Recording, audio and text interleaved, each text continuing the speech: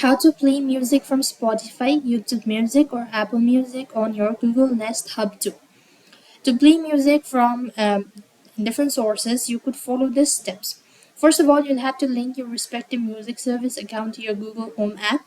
Then you could use the voice command to control it. So now then what you have to do is open up your device and first of all you want to open up the Google Home app on your device.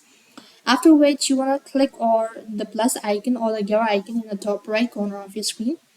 As you do it so, then you want to scroll down when you are taken to the home settings and go to music section. And once you go to the music section, you want to choose the music service you want to link. You'll have a list of options. If you've already linked it, so you could actually go and look out for it. If you haven't linked it, then you simply want to click on this link icon right over here, this icon, and click that out. And once you do it, so you'll be asked to type in your credential, all that. Once you've successfully linked it, so you want to come back to the same page, and now you could go ahead and start playing your music or linked music app. So this is how you could do it. So, and now you could also choose a default music service for your Nest Hub 2, which means your Nest Hub will use that service default when you ask to play for music. So that's how you could do it. I hope the video was helpful. Make sure to like, share, and subscribe. Thank you for watching. See you in the next video.